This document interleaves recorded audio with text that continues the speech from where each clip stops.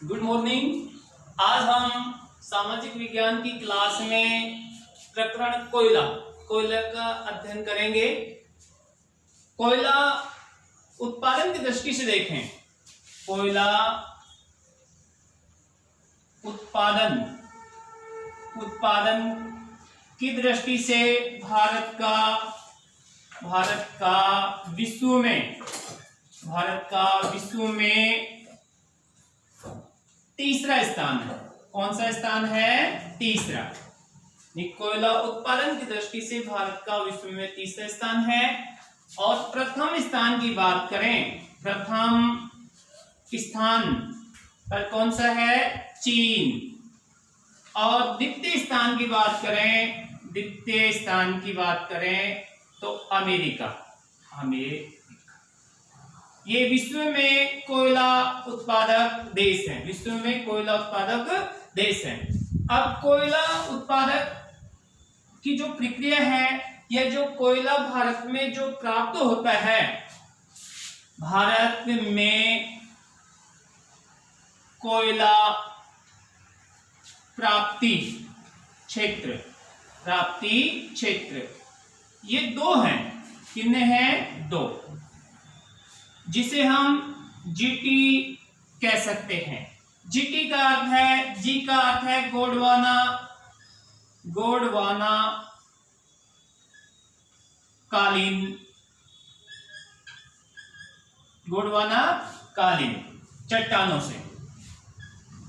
चट्टानों से प्राप्त कोयला। दूसरा जो टी का अर्थ है टर्शियरी कालीन चट्टानों से प्राप्त कोयला। तो भारत में गोंडवाना कालीन और टर्शियरी कालीन कोयला पाया जाता है।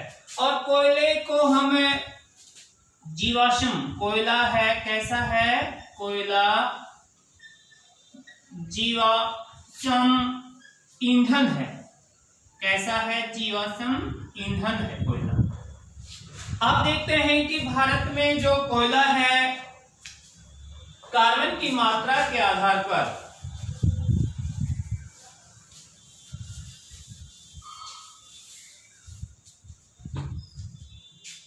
भारत में कार्बन की मात्रा के आधार पर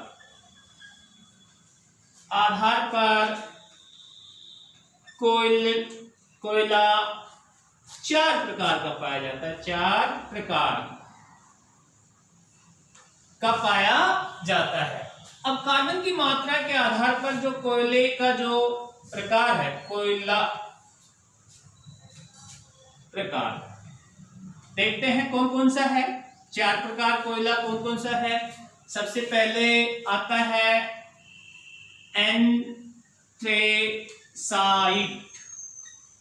एंथ्रेसाइट कोयला। दूसरा आता है बिटुमिन्स कोयला।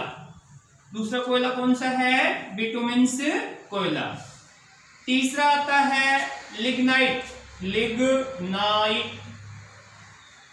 कोयला।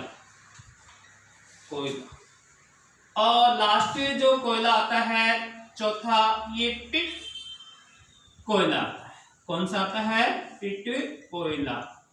अब सबसे पहले हम जो एंथ्रेसाइट जो कोयला है, एंथ्रेसाइट, इसका अध्ययन करते हैं। सबसे पहले इसकी जो क्वालिटी है, इसे हम देखते हैं। तो एंथ्रेसाइट जो कोयला है, सर्वोत्तम किस्म का कोयला है। देखिए, कहने का तात्पर्य है, ये सर्वश्रेष्ठ या सबसे अच्छी क्वालिटी का कोयला है। अब इसमें कार्बन की मात्रा देखें,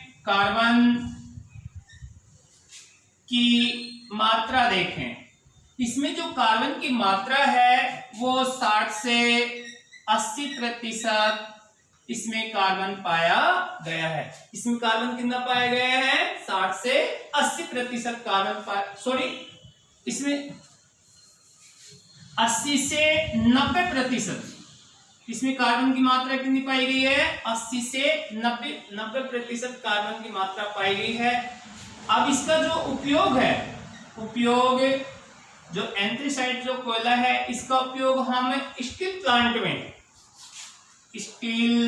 प्लांट में जो बड़े बड़े उद्योग होते हैं, जैसे स्टील उद्योग है, उसमें एंथ्रेसाइट कोयले का प्रयोग सर्वाधिक किया जाता है, सर्वाधिक इस कोयले का प्रयोग किया जाता है। अब दूसरा आता है इसमें बिटुमेन से जो कोयला है, ये इसकी जो किस्म होती है सामान्य होती है। कैसी होती है? सामान्य होती है। अब इसमें दूसरा बिंदु आता है कार्बन की मात्रा। तो बिटुमेन्स कोयले में कार्बन की मात्रा 60 से 80% कार्बन पाया जाता है। कितना? 60 से 80% कार्बन पाया जाता है। अब जो कोयला है,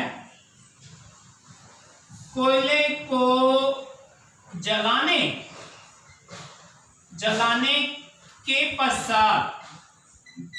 के पश्चात एक गाढ़ा तरल जो पदार्थ प्राप्त होता है, गाढ़ा तरल जो पदार्थ प्राप्त होता है, उसे बिटुमेन्स कहते हैं। यह कहने का तात्पर्य है कि जब इस कोयले को हम जलाते हैं, उसके बाद में एक गाढ़ा तरल जो पदार्थ बनता है, उसे हम बिटुमेन्स कोयला कहते हैं। तीसरा जो कोयला आता है लिग्नाइट, ये सामान्य से निम्न होता है, सामान्य से निम्न। और इसमें जो कार्बन की मात्रा है कितनी होती है? कार्बन की मात्रा इसमें 40 से 60 होती है। कार्बन की मात्रा 40 से 60% कार्बन की मात्रा पाई गई है इसमें। और इसका जो रंग होता है,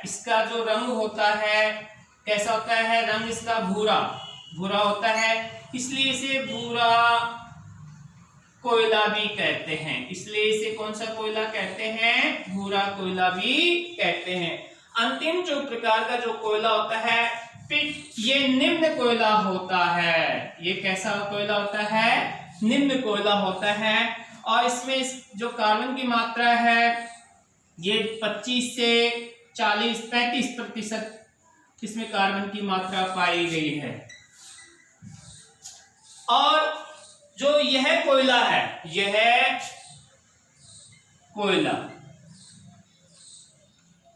निर्माण की प्रारंभिक अवस्था, निर्माण की जो प्रारंभिक अवस्था मानी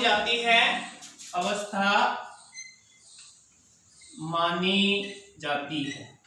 देखिए, जो कोयला पिट है, ये निर्माण की प्रारंभिक अवस्था मानी जाती है। और कहने का तात्पर्य यह है कि जब कोयले की जो क्रांति आई, ये ऊर्जा संसाधन में, कोयले का ऊर्जा संसाधन में कोयले का महत्वपूर्ण स्थान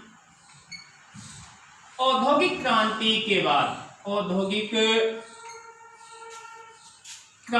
के बाद माना जाता है। लेकिन हम ये कह सकते हैं कि कोयले का उपयोग कब से हुआ ऊर्जा संसाधन के रूप में? ये औद्योगिक क्रांति के बाद में कोयले का उपयोग माना जाता है। आज की क्लास में इतना ही, अगली क्लास में